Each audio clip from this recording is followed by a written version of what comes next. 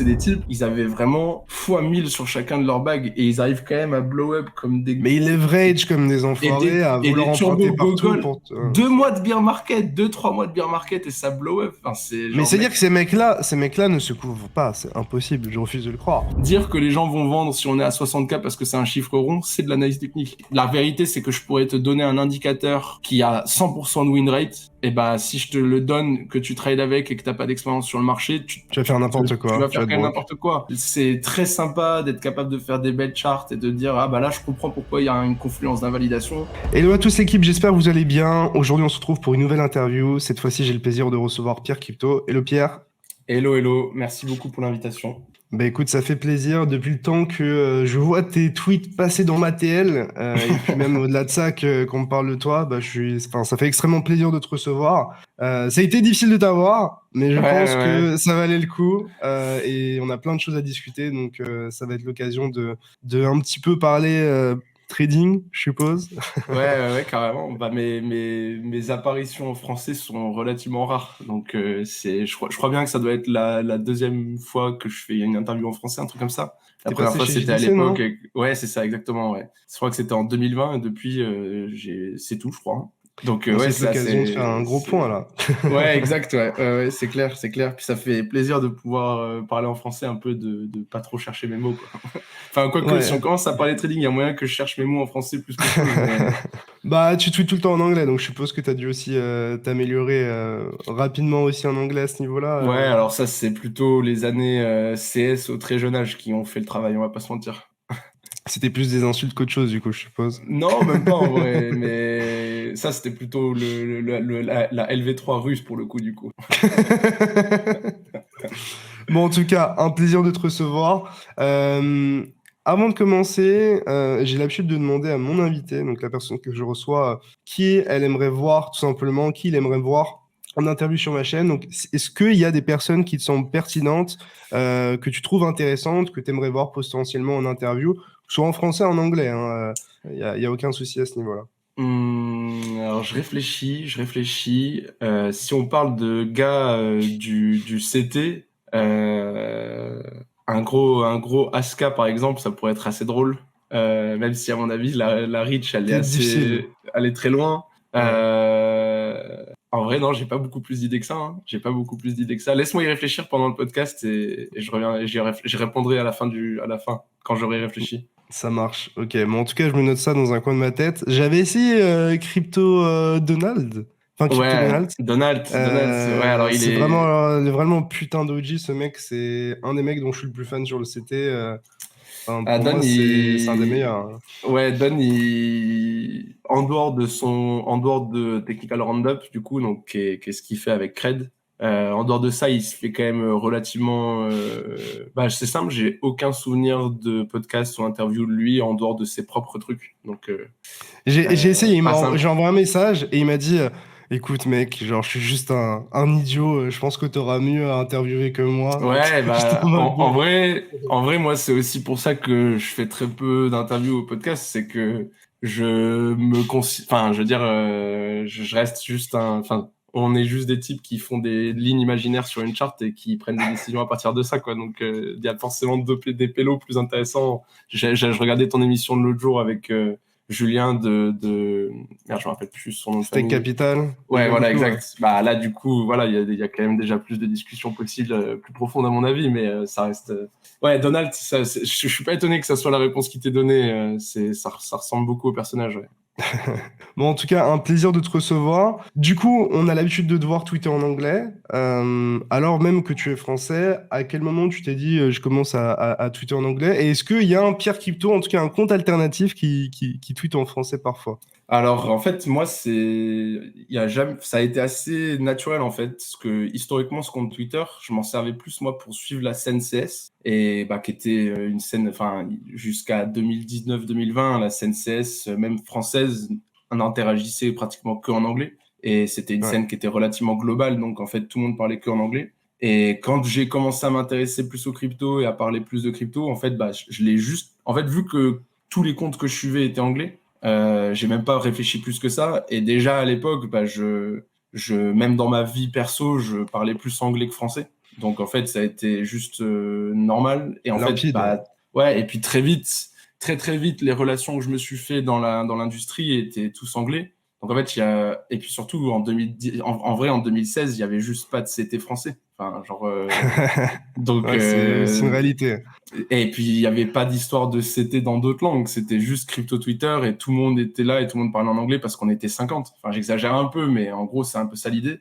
Et puis voilà, ça s'est juste fait comme ça. Moi, je me suis fait beaucoup de potes du CT anglais très rapidement. Et donc, en fait, ça a été juste naturel, quoi. Ça a été juste naturel. Et j'ai jamais, en vrai, jusqu'à 2021 et jusqu'à ce que je commence à parler avec des crises, des marus, etc., j'avais vraiment zéro interaction avec le CT français, quoi. Et encore aujourd'hui, en vrai, à part là où je te parle à toi, etc., tu me demanderais de te donner 10 noms du CT français, je serais pas capable de le faire, quoi. Et du coup, c'est juste, tu t'y es jamais intéressé ou juste le CTFR est pas intéressant?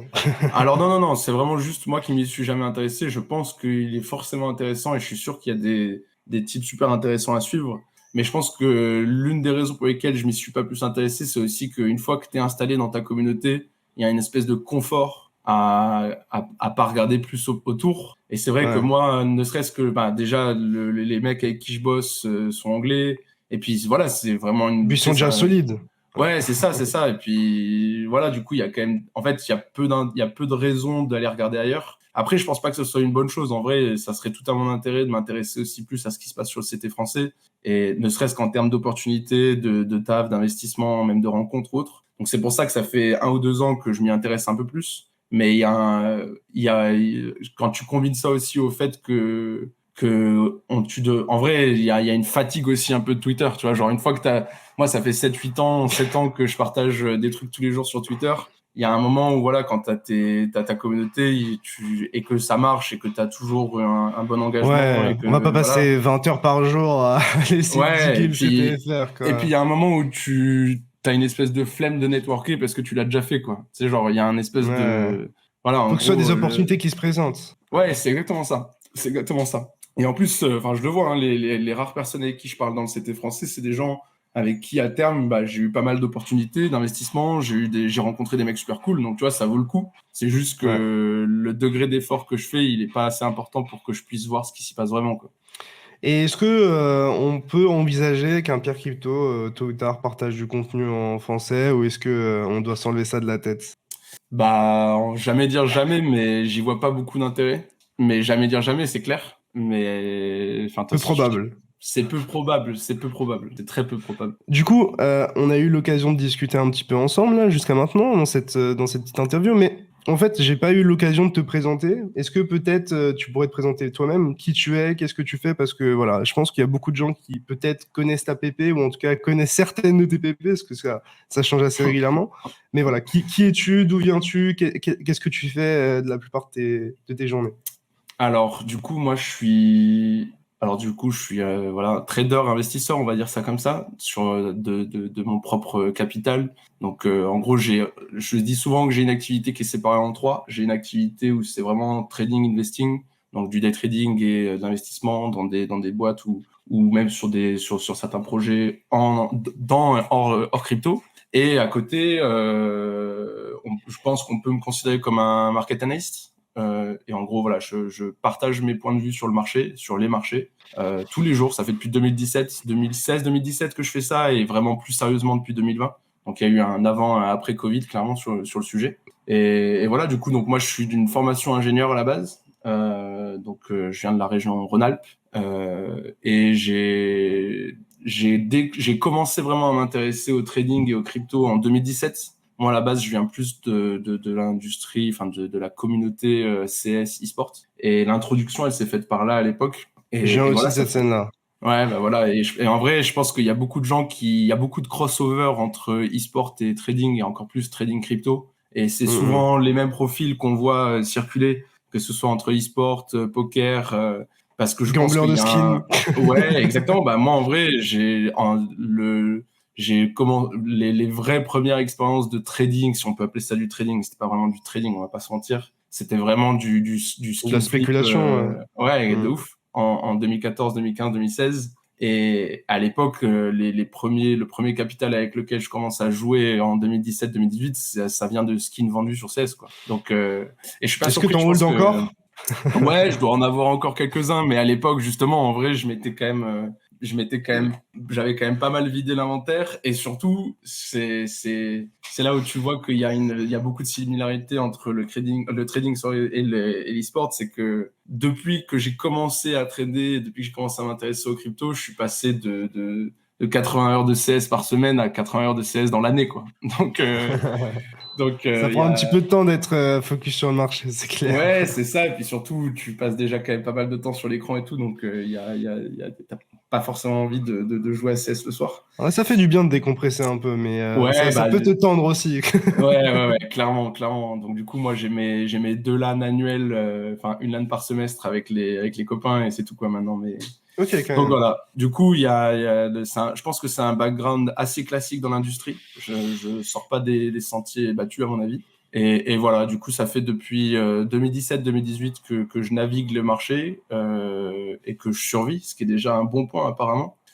Et voilà, on fait son chemin tranquillement. En 2020, j'ai monté une boîte avec d'autres acteurs de CT, donc plutôt le CT anglophone.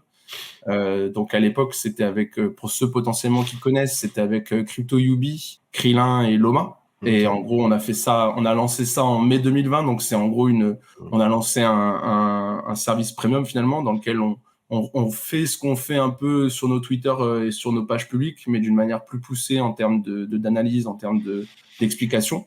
Donc voilà, c'est un Discord de trading, hein, tout simplement, et un Discord éducatif bien sûr. Et voilà, ça fait depuis 2020 qu'on fait ça. Depuis, on a rajouté quand même pas mal de gens. On a CBS qui nous a rejoint en 2021. Et cette année, c'est Main, pour ceux qui connaissent le CT anglais. Donc voilà, Main, c'est je pas celui navigue Main, c'est pas celui avec un avec un énorme gros coup. coup? Ouais. Ouais, c'est le même est là, ouais. Le même est là, ouais. Big Neck Main, ouais. Et donc, pareil, qui est lui un méga OG, hein. Lui, il est là depuis 2014-2015. Donc Ok, je voilà, savais ça même pas. fait... Ouais, c'est lui, il est là depuis pas mal de temps. Donc voilà, je fais mon bout de chemin tranquillement dans mon coin. Et qu'est-ce qui a changé pour toi entre le moment où tu partageais pas vraiment ce que tu faisais en crypto et le moment où tu as partagé? Est-ce que ça a influencé ou impacté ton trading, tes investissements, ou ça a juste été une continuité? Alors moi, j'ai quasiment toujours partagé ce que je faisais en vrai. Même en 2017, quand j'avais personne qui me suivait, je partageais déjà pas mal de trucs. Et bah moi, en vrai, en vrai, moi, CT, ça a changé ma vie, clairement. Parce que Pareil. le jour où, en fait, en 2018-2019, quand j'ai commencé à avoir un peu plus de gens qui me suivaient, c'était une époque où il y avait quand même beaucoup moins de monde sur le marché. Et en gros, moi, un truc qui a vraiment été game changer pour moi, c'est que je me suis très rapidement retrouvé dans des chat groupes avec d'autres gars du CT. Et pendant 2-3 ans, c'était 1000 messages par jour dans le chat groupe. Et ça grindait le marché à mort. Et c'était avec des types comme Loma, des types comme CBS, Tunes, Chrisma, enfin des types qui sont toujours dans l'industrie et qui depuis ont tous pas mal développé. Et en fait, pendant 2 ans, c'était vraiment, je passais 1000 fois plus de temps sur Telegram avec eux qu'à parler avec ma meuf et ma famille, quoi. Et en gros, c'était vraiment tous les jours, C'est il y la avait passion du trading ouais, et en puis tous soi. les jours, il y avait 20, tous les jours, il y avait 20 setups qui étaient discutés, qui étaient argumentés, qui étaient débattus. Et ça a fait on a tous parfait nos approches du marché, notre connaissance du marché, comment les choses évoluaient. Et ça aurait jamais été possible sans CT. Et surtout, je pense que et ça, c'est ce que je dis souvent aux gens, si tu peux ne pas trader seul, si tu peux avoir des gens qui sont autant intéressés que toi par le marché, avec qui être tous les jours pour discuter et en fait ne pas rester dans ta bulle, ne pas rester dans ton biais, ne pas rester unchallenged, bah c'est ultra important. Et moi clairement ça a tout C'est changé. dur de bien s'entourer, hein. Ouais, de C'est ouf. très Bah en dur. vrai, genre moi je suis ultra reconnaissant et refait que ça me soit arrivé en 2019. Parce qu'aujourd'hui, je pense que ça serait beaucoup plus compliqué pour moi de trouver un groupe de gens comme ça. Donc, tu vois, par exemple, on a un chat groupe, il est encore actif aujourd'hui, quoi. Même, enfin, ça fait depuis 2019. La moitié d'entre eux, ils sont à la retraite maintenant, ces enfoirés. Mais pour ceux qui sont toujours actifs, pour ceux qui sont toujours actifs, le chat group vit encore. Et clairement, que ce soit en termes d'opportunités d'investissement, parce qu'il y en a certains d'entre eux qui ont fini par monter leur boîte, ou que ce soit encore par des idées de trading qui sont encore partagées tous les jours, moi, clairement, si j'avais pas partagé mes idées sur Twitter et que j'avais pas rencontré ces gens et que j'avais pas eu cette chance-là à l'époque, je sais pas si j'aurais eu la même vie, si j'aurais tryhard autant, etc. C'est possible que en 2019, quand on se faisait vraiment chier et bah peut-être que j'aurais pas eu la curiosité à l'époque d'aller chase des shitcoins sur Huobi, etc., etc. Donc clairement il y a des époques sombres. Ouais, les époques où on tradait contre des bots sur Huobi avec 5 BTC de volume, ouais. Mais bon, en vrai, 99% de mon système aujourd'hui, il vient de cette époque, quoi. Donc, clairement, moi, je considère que le fait d'avoir passé le pas et de partager ses idées, ça a tout changé pour moi. Ça a tout changé. Pour revenir un petit peu sur tes débuts, comment ça s'est fait? Avec quel capital t'y allais? Enfin, pas nécessairement le montant, mais genre, Ouais, je suppose que c'est quoi, des économies, des revenus, et comment tu as réussi à faire fructifier tout ça? À quel point tu t'es aussi grillé à tes débuts, peut-être? Voilà, quels ont été ces débuts que je suppose peut-être un peu chaotiques? Ouais, giga chaotique, ouais. Bah, en gros, moi, du coup, j'ai vraiment commencé en 2017, donc comme énormément de gens. Et comme je te disais, voilà, c'était Comme moi, en vraiment... vrai, hein. 2016, Ouais, 2017, et pareil. moi, j'étais encore étudiant. Pareil. J'avais aucun revenu ni rien. Donc, clairement, moi, c'était la vente de 2-3 skins et c'est tout, quoi. Donc, je suis vraiment parti avec très peu. Et puis après, en 2018-2019, donc là, j'ai été diplômé, j'ai commencé à bosser.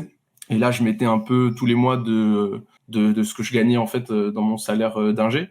Mais en fait, il y a eu un énorme snowball en 2017-2018 sur mon folio entre le montant initial et ce que j'avais à la fin de l'année en 2017 into 2018 où C'est difficile. full Ouais. retrace, tout simplement full retrace, quoi, clairement enfin, retour de bâton monstrueux C'est là où on a créé les OG, hein. ouais, clairement. C'est ce Bah, en fait, moment-là. moi, j'ai été clairement un Dunning-Kruger. Je sais pas si tu connais, mais tu sais, c'est la charte de expérience versus coquiness, quoi. En gros, les mecs qui Ouais. pensent avoir tout compris alors que ça fait 2 mois. Moi, j'étais vraiment un living Dunning-Kruger. Donc 2018, ça a été un vrai retour à la réalité, une vraie bonne claque. Mais voilà, en fait, sans grandes conséquences, parce que je bossais quand même à côté. Ce que je perdais en crypto, c'était pas life changer. Ça faisait chier de ouf, mais ça a jamais eu d'impact. D'impact sur ta vie Ouais, voilà, en fondamentale. gros, je pouvais me le permettre. Et puis voilà. Et puis après, 2019, ça a vraiment été l'année du grinding. En fait, fin 2018, je me suis retrouvé alité pendant 2 mois pour une opération du dos. Et à l'époque, c'est vraiment à partir de là où j'ai commencé à grind ouf. C'est là où j'ai commencé à me faire connaître un peu plus sur CT. Il y avait des CryptoDog, des Loom Dart et tout qui commençaient à me FF. Et donc, du coup, il y avait en fait l'intérêt de voir que j'étais écouté sans même forcément avoir une expertise à raconter ni rien, mais juste le fait que des gens te suivent. Et puis après, 2019, ça a été deuxième snowball. Moi, la période Binance IEO, les Matic, les UOB et tout, ça a été des gros multiplicateurs. 2020, et après, bah, à À partir de cette là, en époque-là, fait, tu avais déjà un bon risk management? Désolé de te couper, mais non, clairement pas. En fait, c'était vraiment le début du risk management. Le jour où pour moi il y a eu un vrai reality check sur sur le risk management. Pour ceux ouais. qui s'en rappellent, Covid, c'est à l'époque, non, mars, même pas avant. C'est à non, pas? l'époque Ok. où Matic fait sa première run en 2019 et c'était l'une des premières shitcoins qui avait des futurs, etc. en USDT. Et c'est le début des futurs en USDT enfin des perps sur Binance à l'époque. Et en gros, pour ceux qui s'en souviennent, Matic fait un x10, genre post-listing, et pendant la nuit, il fait un moins 75% ou une dinguerie comme ça de liquidation, en fait, de liquidation sur liquidation, avant de refaire un x2 sur les mois qui viennent. Et il me semble qu'à la fin de l'année, genre en novembre ou en décembre, pendant la nuit, il refait un giga spike down. Et à l'époque, c'est des trades pour moi où, genre, vraiment, là pour le coup, c'est Ça te life changing. traumatise. Ouais, et puis Ouais. surtout, c'est life-changing money qui me permet, si je le veux à l'époque, de vraiment tout quitter si je le souhaite. Et je perds quasiment tout juste parce que c'est la giga grid et que je suis un gros débile. Et clairement, ces deux événements, il y a eu un avant, un après pour moi en termes de risk management. Ouais. C'est le PTSD est né de ces deux Matic moves. Moi, ça a été le premier run à 3K. Ouais. en 2018-2019 et ensuite le crash Covid où moi j'ai tout vécu en temps réel. J'étais sur BitMEX Ouais. et vraiment je pense que si Arthur n'avait pas coupé les trading engines et les liquidation engines, je pense qu'on serait allé probablement à zéro. Ah Donc bah, il y avait, enfin moi je me rappelle, hein, c'est pareil, il je y avait dormais rien dans pas. l'order book, hein. Il y avait 20 millions, il y avait 20 millions dans l'order book jusqu'à zéro, un truc comme ça. Et Ouais. surtout, tous les oracles étaient cassés. Il y avait, enfin, c'était vraiment. Ouais, moi, bah, clairement, pareil, il y a un avant et un après cette nuit. En termes de. Alors, je dirais pas en termes de risk management, mais plus en termes de. Il y a forcément un moment dans ton trading où tu vas être confronté à une situation où ça va être, OK, c'est bien beau le risk management et tout, mais est-ce que j'ai des couilles et est-ce que je les mets en place, quoi. Et ce jour-là, je me rappellerai toujours, hein, ce jour-là, c'était forcément une nuit blanche, comme tous les gens qui étaient dans le marché. Ah, moi Le aussi. lendemain, j'étais Je suis éclaté au arrivé au taf. boulot tout Ah ouais, pâle, pas tout pâle, bien et pareil. tout. Ouais, Et ouais. puis, et je me rappelle à cette époque me dire, bon, écoute, mec, c'est simple. En vrai, c'est soit j'ai complètement tort sur toute cette histoire de crypto, soit c'est up only à partir de maintenant et c'est tout. Dans tous les cas, on a cassé BitMEX. Enfin, je veux dire, voilà, il y a un moment. Les Et puis gens, surtout, pour qui n'ont pas vécu ça, ne se rendent pas compte de la violence de la chose. Enfin, c'était quoi, 50, 60% 2 jours, 3 jours? en 2 ou 3 jours, quelque chose comme ça. Puis Ouais. surtout, c'était vraiment genre, en fait, c'était surtout la violence du move. On était habitué à ce que ça arrive sur des shitcoins. Enfin, je veux dire, c'était classique. Pas de Jamais, rebond. Pas jamais de personne en rebond. crypto n'est surpris de voir un moins 30%. On a toujours été habitué. Mais là, le voir sur BTC live pendant la nuit, et puis surtout, en fait, il faut se remettre aussi en phase que c'était un moment où c'était aussi ultra anxiogène parce que vu que quand tu tradais les marchés, le Covid au début, au mois de mars, en mars 2020, c'est pas encore établi de ouf en France. On va arriver bientôt sur le premier confinement et tout, mais on en parle peu. Alors que pour quiconque tradait les marchés, ça faisait déjà Oui, depuis décembre qu'on en parlait. On voyait des trucs arriver en Chine et on sait tous comment sont les gens sur Twitter.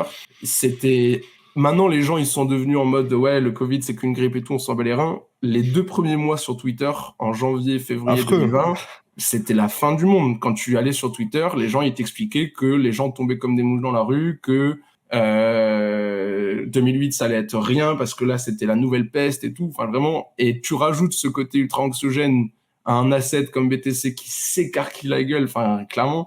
Et que tu perds de Et, l'argent concrètement. et tu te fais éclater.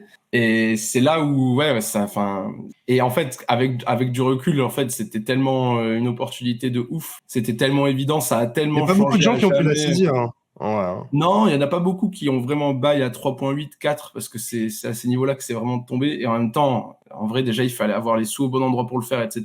Ouais, il fallait avoir Et, du stable, hein. Tout le monde n'avait pas du ouais, stable à ce clairement, moment-là, hein. clairement. Et puis surtout, c'est une bonne leçon aussi dans le sens où, voilà, t'as loupé l'entrée à 4K, bah, la vérité, c'est que si t'achetais à 6K derrière, t'étais le roi du pétrole quand même. Donc, Ah, c'était dur aussi d'acheter à 6K, hein, parce que, en gros, on est tombé en ligne droite sans aucun retracement, sans aucun rebond. Et puis derrière, on est reparti, pareil, sans aucune structure, enfin, ouais, V-shape, ouais. quasiment. On Bah, a eu surtout à qu'en plus, 9-12K, on a eu quelque chose, tu vois, mais avant ça, bah, en fait, c'est quand même très très rare les V-shape reversal d'une manière générale.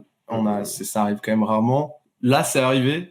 Into halving, into la fête qui part en zinzin printing. Et ce qui quelle est époque de ouf, fou. ouais, et en fait, ce qui est aussi bizarre, ce qu'il faut se rappeler, c'est que post-halving, on a 3 mois de ranging de débile sur BTC avec la charte à la fin qui ressemble plus à rien.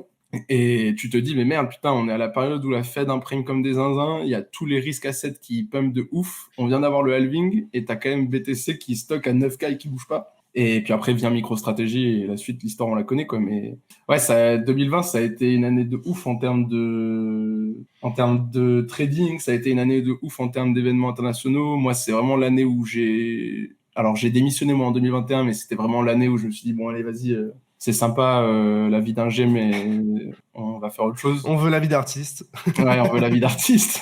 Et voilà, c'était. Mais bon, en vrai, je le dis souvent, je le dis très souvent. Oui, ça a été un traumatizing event pour beaucoup de gens. Oui, fallait être là pour le connaître. Mais la vérité, c'est que les types qui sont arrivés sur le marché ces dernières années, ils ont aussi vu des grosses dingueries, hein, que ce soit FTX, Luna et tout. Pour moi, ce Quelqu'un, bear-là est quelqu'un pire. pour Pour moi, moi, ce ce bear bear-là est pire. market, il est pire. Pour moi, il est beaucoup plus facile à trader. Il y a beaucoup plus d'opportunités, beaucoup plus d'outils. Enfin, toutes les alts ont des C'est plus peurs. liquide. Il y a des Ouais. stables partout et tout.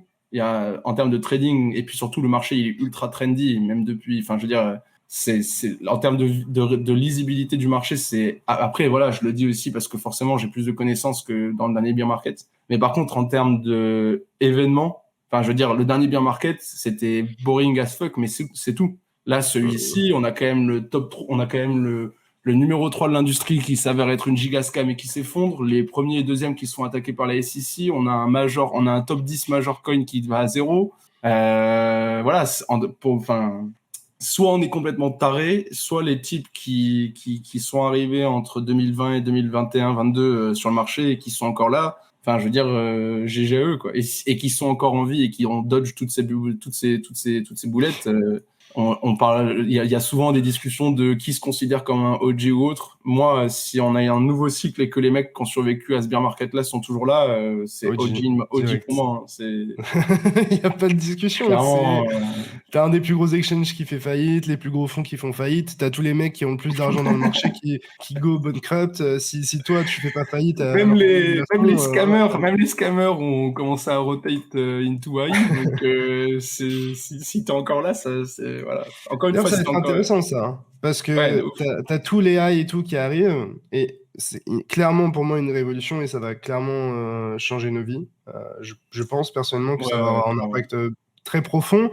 Enfin, moi personnellement, j'étais déjà dans une boîte d'AI, donc je voyais déjà un peu plus le truc venir, mais même au-delà de la hype, c'est surtout qu'elle est accessible. Donc je dirais accélère l'innovation parce que tout le monde y va un petit peu de sa nouveauté, de son service, etc. Et ça accélère les choses. Donc, mais j'ai hâte de voir si tout le monde est en mode AI, etc. Et si ça va fail la crypto ou c'est juste que en fait on est en bear market, tout le monde saute sur le nouveau truc qui pump un peu. Et puis qu'au final, on va juste revenir à la crypto. En fait, enfin, on a fait un nouvel ATH, c'est pas si mal quand même les cryptos, non? Ouais, en fait, les meilleurs pumps sont ceux qui se font en silence. Et c'est simple, quand les types que tu viens de voir rotate into AI, donc les professionnels traders sur Twitter ou les mecs qui ont des podcasts et qui font des spaces sur un oui ou un non, je pense à des noms comme Mario Naval et tous ces types-là. Quand tu les reverras remettre leur PFP de punk, ça sera potentiellement un local top, quoi. Voilà. Mais en gros, moi, la question de l'IA, c'est une question. Je pense qu'on est tous d'accord pour dire que technologiquement, il y a moyen de faire des dingueries. Après, par contre, l'avantage que garde la crypto, c'est que, en fait, et c'est la raison pour laquelle la crypto a toujours été une dinguerie, c'est que la possibilité d'être impliqué dans l'industrie est beaucoup plus facile en crypto. Les tokens, la révolution des tokens, en vérité, c'est que n'importe quel Joe Farmer du coin peut acheter des tokens et potentiellement ride un marché spéculatif. Aujourd'hui, si tu veux être investi dans l'IA et que tu veux investir dans des boîtes d'IA, c'est beaucoup plus compliqué. Et surtout, si tu cherches des vraies opportunités, c'est beaucoup plus compliqué que d'acheter un token d'une boîte qui vient d'être créée. Je dis pas que c'est moins ou bien ou mieux ou autre. Ce que je dis, c'est que c'est plus les pros qui vont en profiter, voilà, les institutionnels. Exactement. Les pumps de l'industrie de l'IA vont très certainement bénéficier aux entités financières déjà existantes plutôt qu'au retail. Voilà. Alors que la vérité, c'est que, alors peut-être qu'avec la suite des procès de Binance et Coinbase, ça sera plus le cas, mais jusqu'aujourd'hui, la vérité, c'est que si tu voulais investir dans ETH en 2016, 2017, 2018, tu avais juste à envoyer de l'argent sur Coinbase et tu avais accès à ça. Aujourd'hui, si tu veux trouver le nouveau OpenAI, ça sera très certainement en close door et il faudra attendre le listing sur Nasdaq comme tout le monde, quoi. Donc, ça va être des dynamiques différentes aussi. C'est potentiellement plus sain pour un développement plus durable de l'industrie, mais enfin, je parle de l'industrie IA. Mais on verra bien, il y aura des crossovers, c'est obligatoire. Et on verra comment il se passe, avec qui, comment, sur quel exchange, quelle sera l'opportunité. C'est beaucoup de questions dont ça va être intéressant de voir comment ça se développe dans les prochaines années. En tout cas, ce qui est sûr, c'est que la hype IA actuelle suit absolument tous les mêmes cycles qu'on a pu connaître par le passé avec la crypto et d'autres narratives. On a absolument les mêmes choses. Aujourd'hui, tu as des boîtes à Paris, là, je crois qu'elle s'appelle Mistral AI ou un truc comme ça, qui a fait une levée de fonds de 150 millions. Les ingénieurs qui ont été recrutés pour bosser dans la boîte, ils n'ont pas encore codé une ligne de code. Donc, et ils ont quand même fait une levée de fonds à 100 millions, un truc comme ça. Donc voilà, on est à ces stades-là du marché pour l'instant. Mais après, la spéculation est nécessaire pour l'innovation.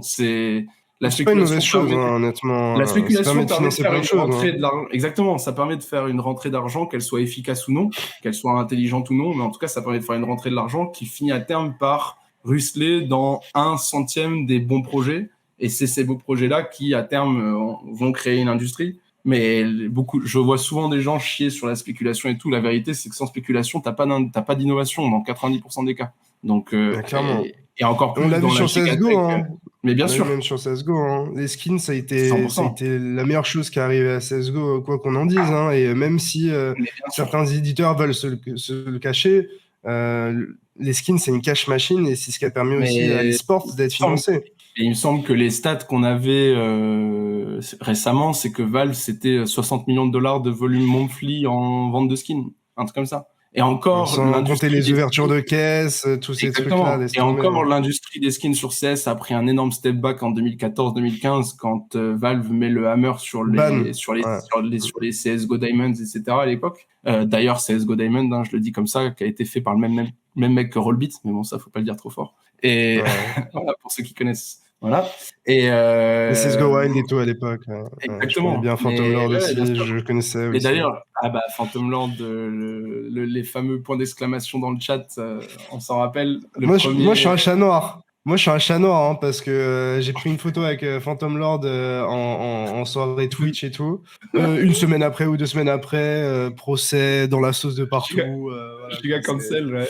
Giga ouais. cancel. En même temps, ouais, je me rappelle toujours le jour où l'article de Richard Lewis sort à l'époque. Donc, qui Ouais. était quand même parmi les premiers Je lui avais vrais filé des infos Twitter, d'ailleurs à l'époque. qui était l'un des premiers Twitter investigateurs, un peu le Zach XBT de l'époque, Richard Ouais. Lewis. Et je me rappelle quand la vidéo sort et que on se rend compte que, parce qu'en plus, il y a beaucoup de gens qui le savent pas, mais Phantom Lord à l'époque, c'est vraiment le numéro 1 sur Twitch. Il a des streams à 40K, alors qu'à l'époque, 50K, 60K, personne faisait ouais, ses stats. Ouais. alors qu'à l'époque, mec, une finale de CSGO, la finale DreamHack 2014 où LDLC gagne la Winter, je crois qu'il y a 70K max viewer, un truc comme ça sur le stream, le mainstream anglais. Et en parallèle, tu avais Phantom Lord qui solo faisait du 50K. Donc clairement, il était sur des sphères de ouf. Et bon, bref, on divague, mais ouais, la spéculation est nécessaire encore plus dans des industries tech comme ça, peu importe ce qu'on dit, mais la vérité c'est que la spéculation qu'il y a eu autour des cryptos a un côté par exemple ultra néfaste, on l'a vu ces dernières années avec des dingueries qui sont passées, mais ça a aussi permis de faire connaître l'industrie, ça a permis, ça a entraîné un fast forward de ouf qui a backfire. On le voit ces 2 dernières années avec une industrie qui a en fait monté sur rien. Hein. Voilà, on va pas se mentir. Mais ça a été nécessaire. Ça a été nécessaire et ça sera nécessaire. Pour revenir un petit peu sur ton parcours, du coup, on parlait de 2017, 2018, 2019, 2020. Ouais. Comment toi, tu as vécu ce cycle-là, en tout cas jusqu'à maintenant? Qu'est-ce qui s'est passé dans ton trading? Est-ce que c'est le moment où tu as vraiment pu exploser en termes de profit? Même quels enseignements tu as pu tirer de ce cycle-là? Le cycle 2017-2020? Non, 2021, 2023. Bah déjà pour moi ça a été le cycle où je passais full time et clairement c'est une dinguerie comme ça change tout, hein. Enfin genre le fait ça semble évident à dire mais le fait de pouvoir être dédié toute la journée au marché plutôt que de le faire en parallèle avec un autre taf en tête, bien sûr que ça change tout. Donc moi 2021 ça a été l'année de la démission, ça a été l'année où j'assume enfin de faire ça à temps plein alors que je gagnais déjà ma vie en crypto. En vrai, je gagnais mieux ma vie en crypto que dans mon autre taf. Donc ça a été la bascule. Et en termes de trading, je l'ai vu direct. La capacité de pouvoir day trade davantage et donc de pouvoir minimiser une exposition à temps plein par rapport à avant où j'étais plus en swing permanent. Là, le fait de pouvoir day trade et de pouvoir juste faire du in and out et de terminer ta journée en te disant bon bah c'est tout, je suis flat et on revient demain matin. Et ça a permis je pense, une réelle progression en termes de trading. Entre ça plus le fait de me rendre compte que j'ai eu pendant très longtemps un gros syndrome de l'imposteur et je pense que c'est aussi un truc que C'est beaucoup mon de cas gens aussi. dans l'industrie beaucoup de gens dans l'industrie ouais. l'ont. Et 2021 2022 ça a été l'année où je me suis rendu compte que ce soit par les fails de Luna, par les fails de 3AC ou par le fait que je me On rende n'est pas compte si mal. et puis même des types que j'ai toujours regardé de haut, enfin pas regardé de haut, je veux dire que j'ai regardé, look up to Que t'as admiré. Que j'ai toujours admiré dans le CT et que je me rends compte que je l'ai outperformé vraiment sale. Ça a été un déclencheur. Ça a été un déclencheur en termes d'intérêt pour le trading, en gros, j'ai retrouvé une grind de ouf que j'avais un peu perdu en 2020-2021 où c'était plus, bon, bah, de toute façon, tout pump, en vrai, voilà, c'est buy and hold. Alors que 2021-2022, passage full-time, vraie dédication au trading, vraiment beaucoup plus qu'à l'époque. Et regain de l'appétit pour le trading, regain de l'appétit pour la compétition avec soi-même. Donc ça a été, pour moi, 2020 et 2022 ont été des années extraordinaires en termes de trading. Ça a été, surtout 2022, c'était ouf. Le marché, il a été tellement trendy toute l'année. Alors malheureusement en downtrend, mais il a été tellement trendy toute l'année avec des shitcoins qu'on fait des moins 80%, parfois en une seule H4 trend. Enfin, pour moi, ça a été du pain béni, quoi. Le fait que tout ça se passe et que contrairement au précédent cycle, on ait les outils pour ride les downtrends par rapport à l'époque, enfin, ça a été extraordinaire, quoi. Donc, pour moi, 2021-2022, ça a été une vraie explosion, ouais, une vraie explosion. Et puis en plus, même en dehors du côté trading, côté The Haven, c'est l'année où on fait venir CBS, c'est l'année où on se professionnalise un peu plus, où on a plus de channels de paiement qui s'ouvrent, où on a une structure qui est beaucoup mieux installée aux US. Voilà, c'est l'année où on se... Ça prend une autre ouais, dimension, ça prend une autre dimension. C'est une année où moi, du coup, j'ai beaucoup plus de temps. Je commence à streamer aussi, donc des streams que je fais que pour The Haven. Tu stream? Ouais, pour The Haven, mais ouais, 2 fois par semaine dans The Haven, je stream avec Yubi ou avec Krillin. C'est récent, non? Bah, ça fait depuis 2021, du coup, depuis fin d'année 2021. Et c'est vraiment depuis l'année dernière que, bah, du coup, début d'année 2022 plutôt. C'est vraiment depuis début 2022 qu'on le fait. Donc ouais, ça a été une année de beaucoup de changements. En vrai, ça a été une année de beaucoup de changements, mais que pour le bien, quoi. Donc ça a été vraiment stylé. Ça a été vraiment stylé. En termes de volume de gains, ça a été beaucoup moins important que 2020-2021, parce qu'en 2022, j'ai très tôt pas de pris la risk décision. management. Ouais, puis surtout, non, c'est même pas ça. C'est surtout que très tôt en 2022, vu que j'ai perso rapidement compris qu'on était vraiment dans un vrai bear market, quoi. Et du coup, par PTSD de 2018, j'ai juste divisé mon folio par 20 et j'ai pris ces 1/20 et depuis, je trade avec, quoi. Donc, il y a des périodes où j'ai vraiment size up en fonction des trends qu'on a eu. Mais depuis 2022, je suis reparti avec 1/20 de ceux avec quoi je tradais et j'ai grind ça depuis, quoi, en gros. Et je pense que même mentalement, ça m'a permis d'enlever un peu de pression. Ouais, Et la size, c'est vraiment, enfin, c'est ce qui peut amener de la pression surtout en sortie de bull market. Surtout en sortie de bull market où t'as le cerveau qui est câblé en mode c'est normal de faire une journée à 5 digits, alors que tellement pas, mec. C'est juste une aberration. C'est l'exception, en fait. Et le fait de vraiment size down, ça m'a permis de... Ouais, tu décompresses, tu décomplexes aussi, tu vois. Décomplexe. Alors, évidemment, en fait, la size, elle est aussi importante dans le sens où bah, tu vas moins prendre de size enfin, tu vas jamais prendre des grosses sizes sur un truc dans lequel tu n'as pas de conviction. Donc, en soi, la size, ça t'aide aussi à être peut-être plus sélectif sur tes trades. Mais, genre, le fait de baisser ta size, ça te permet de baisser en pression et aussi de tester des nouvelles choses. Tu vois, d'un point de vue il y a trading, il y a ça, et puis l'hypothèse de départ que je fais en 2022, c'est que je viens de passer d'une année 2021 où j'avais 99% de long à une année 2022 où je m'attendais à faire absolument l'inverse. Et je me suis dit, à l'inverse du up only, où je trouve, et ça c'est mon biais bullish naturel et inévitable et que je pense qu'on a tous un peu, j'ai beaucoup moins de mal à size up en long qu'en short, et depuis toujours. Après, c'est un truc sur lequel je travaille, mais ça a toujours été le cas. Début d'année 2022, je me suis dit, mec, il y a de fortes chances que tu vas faire que shorter de l'année. Je sais que c'est avant, en tout cas, maintenant, je suis bien meilleur pour shorter que pour long, mais bon, on verra comment les choses évoluent. Et je me suis dit, bah écoute, mec, juste profites-en pour décabler ton cerveau de ce bullish bias naturel et de cette je sais pas comment l'expliquer, mais pendant longtemps, ça a été beaucoup plus compliqué pour moi de catch des downtrends que des uptrends, alors que c'est quand même débile. Ouais. J'ai eu à peu près la même chose, et le fait d'inverser la chart, c'est trop cool. Ouais, mais le Alt-I, ouais. Le Alt-I, ouais. Le Alt-I sur TradingView, ouais.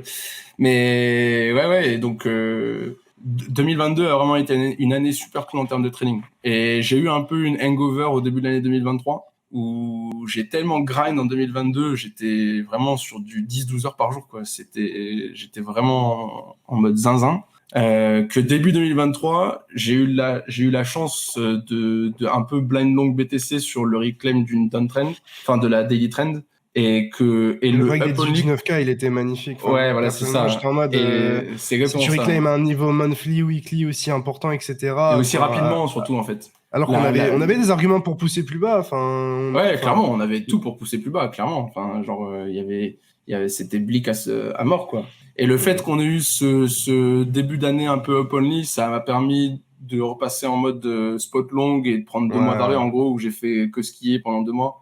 Et là, depuis 2 mois, Et de boire des bières. et de boire des bières, mais toujours ça, de toute façon. Et depuis 2 mois, depuis 2 mois, ouais, ça grind à nouveau pas mal fort. Ouais. Ça grind pas mal fort. À quel moment en 2022 tu comprends qu'on va passer dans un bear market ou que tu vas faire 99% de short? Qu'est-ce Pour qui moi, te met la puce à l'oreille?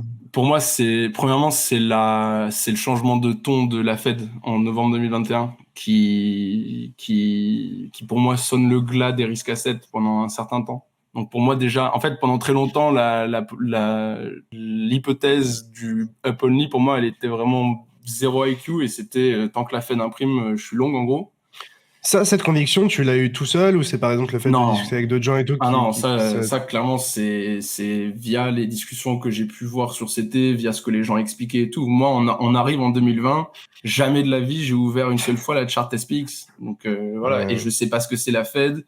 Et alors qu'un an plus tard, toutes les semaines, j'écoute les discours de Powell à la Le télé. FOMC et tout. Ouais. Ouais, voilà, alors que et je prétends absolument pas avoir une quelconque expertise sur les marchés américains, les indices américains, sur la monetary policy ou autre, aucune idée de tout ça, et je prétends pas que ce soit le cas. Mais cette simple hypothèse de départ à l'époque, elle me permet de et il y a un gros facteur chance aussi, hein, que ça coïncide parfaitement avec le deuxième top, etc.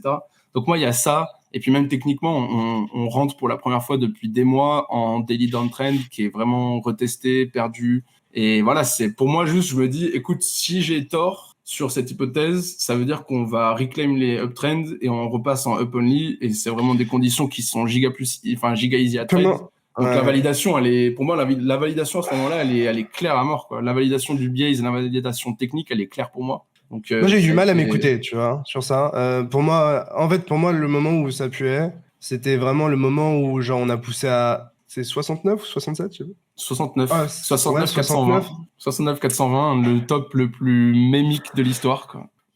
Si on avait voulu Le écrire un moment, script, on n'aurait pas pu mieux faire, quoi.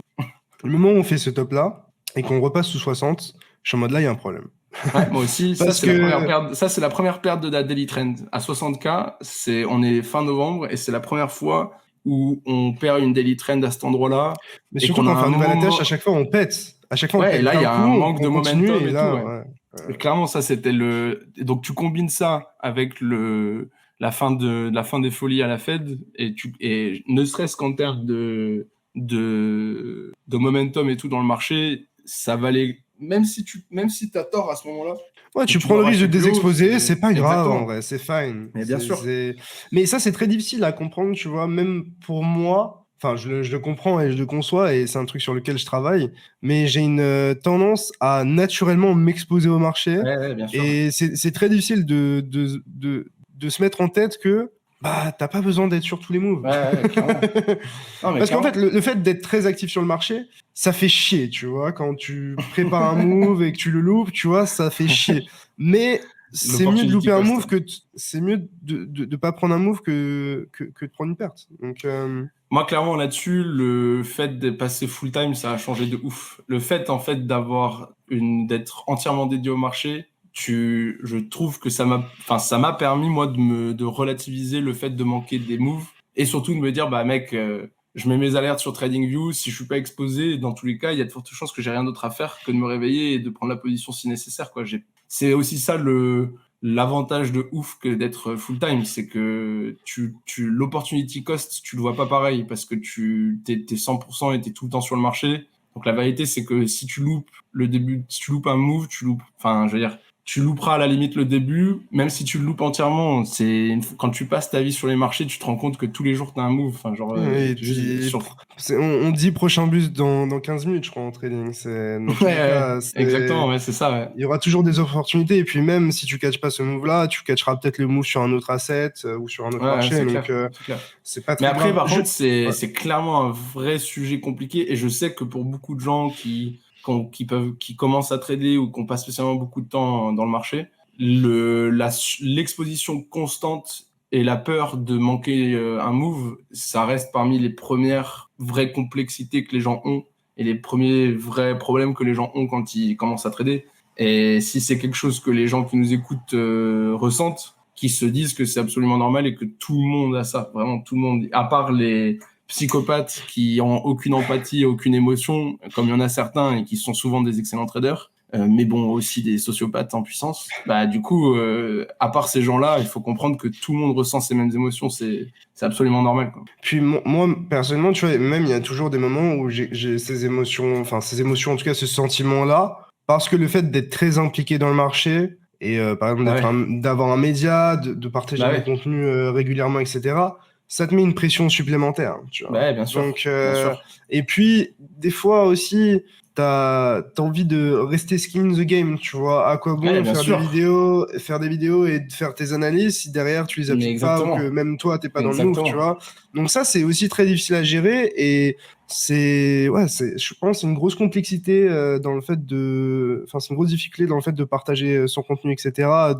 Tu vois, quand t'as tendance à faire du contenu régulièrement, ok, tu peux aussi souffler et t'es pas obligé de prendre 10 000 positions. Toi, aujourd'hui, aujourd'hui, enfin, je sais pas, dans un mois standard, tu prends combien de positions en général? Ça, c'est une question que je me posais sur toi, par exemple. Alors moi, vu que j'ai un système de trading qui est très basé sur du suivi de tendance et de la recherche de tendance et de momentum, c'est ultra dépendant des conditions du marché. Si dans une période comme comme février-mars, où on avait des shitcoins qui pouvaient faire du plus 40%, ou même juste BTC en vrai, qui a fait un plus 40% sur la même trend H4, dans ces conditions-là, je peux faire 100 trades par jour. Mais par exemple, sur les 4 dernières semaines, j'ai dû prendre 3 positions par semaine max. Donc c'est ultra dépendant des conditions du marché, ultra dépendant de comment je me sens dans le marché.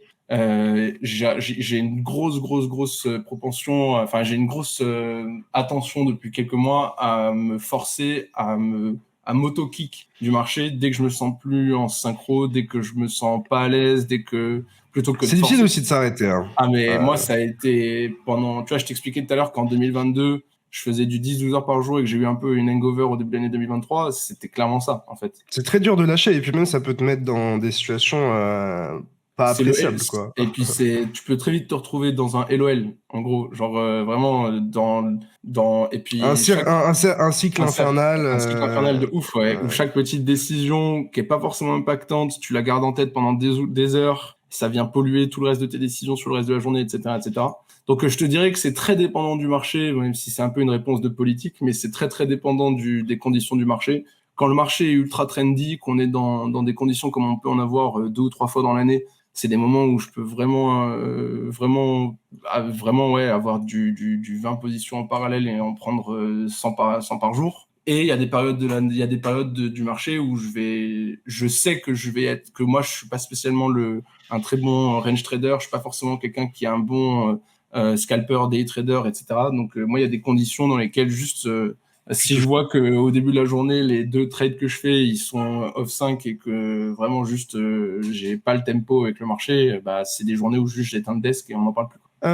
Tu parlais, en tout cas jusqu'à maintenant, on a parlé beaucoup de trading. Ouais. Qu'en est-il de l'investissement? Tu disais que justement en 2022, tu as baissé la size du folio que tu tradais. Donc je Ouais. suppose qu'il y a une grosse partie qui est passée en stable ou en investissement. Voilà. Comment tu gères ces deux profils, investisseur-trader, et à quoi ressemble cette gestion de folio entre les deux? Alors, ouais, c'est une bonne question. Et en effet, en 2022, en 2022, je me suis dit que si je devais investir alors ouais, j'ai été full stable, en gros. Full stable plus une partie en fiat, en pure fiat, Pur, ouais. Sur un parce compte en qu'il y banque. avait un côté, bon bah voilà, c'est cool d'avoir fait tout ça, mais c'est réel que le jour où ça touche ton compte en banque, quoi. Donc Donc on va prendre des Sécuriser un profits peu. quoi, pour de vrai, tu vois. On va vraiment prendre des profits pour de vrai. C'était la première fois pour de vrai que ça semble con hein, en 7-8 ans, mais c'est la première fois que je faisais Moi, un j'ai TP toujours pas fait. significatif, quoi. Moi, j'ai Bah toujours voilà. pas fait, apparemment. Et Donc, pourtant, voilà, et et ça, je t'envie d'une manière, mais bah, après, moi, c'est différent. ça a été painful as fuck en France niveau taxes et tout, mais Ouais. mais ça m'a permis de financer des projets perso, de travailler sur la maison familiale, des trucs comme ça, tu vois. Donc Même de te faire c'est plaisir aussi, parce qu'au même de final, me faire plaisir, ouais, clairement. à quoi bon faire tout ça? Non, non, c'est clair, c'est clair. Donc à côté de ça, niveau investissement, en vrai, en 2022, ça a été. En fait, ce que je me dis, moi, c'est que s'il y a une boîte qui m'intéresse vraiment en crypto, dans laquelle j'ai envie d'investir, déjà, je vais chase de l'equity et pas des tokens. Et si c'est pour chase des tokens, il y a quand même des giga chances. En tout cas, c'était vrai en 2022. Je sais pas si c'est encore très vrai en 2023. On verra comment le marché évolue dans les prochains mois. Mais il y a des fortes chances que s'ils ont un token qui est sur le marché, si j'ai envie d'investir dans la boîte, dans 7 ou 8 mois après le TGE, tu peux te trouver des entries intéressantes sur le token. Donc il y a eu très peu d'investissements. J'ai dû investir dans Max, je crois que l'année dernière, dans 3 projets Max. Et c'était Tu vraiment peux les des... citer ou pas du tout? Euh... Je veux pas te créer de problème. Non, il y en a un que je peux citer, c'est OBaby Games, donc Ok. qui est la boîte de passe sur Twitter. Je sais pas si tu connais, mais c'est celui qui fait enfin qui va sortir des jeux. Il fait souvent des vidéos avec le jeu Karting CT, là où il y a des espèces de Mario Kart mais avec des personnages du CT. Ouais, j'ai pas assez Euh, dit non, c'était US pour faire ça. Enfin, pour voir ça. Ouais, bah en gros, voilà, il y a un, c'est un, ça, bon, il y a d'autres aspects de la boîte qui montent qui sont très intéressants, mais en gros, il y a eu très peu d'investissements. Je pense qu'on pourrait avoir un retour de cette activité en 2024, potentiellement en fonction de la narrative du marché et comment ça se passe. Mais ouais, ça a été très calme aussi de ce côté-là. Ça a été très calme. Très peu de Très projets calme. qui lèvent, hein. Moi, je regardais les stats, j'en avais fait un tweet. Je crois que sur 2022, on est à 38 milliards de dollars en termes de levée de fonds. Et là, on est à 500 millions et t'en as Et, 250 qui sont sur WorldCoin. et là, on est à la moitié de l'année. Ouais. Et on est à 3,5 ou 3,6 milliards, je crois. Ouais, Donc, max, ouais. Et on encore serait sur 6 milliards là-dedans, annuels, donc on serait genre à 5 à 6 fois moins que l'année dernière. Ce ouais.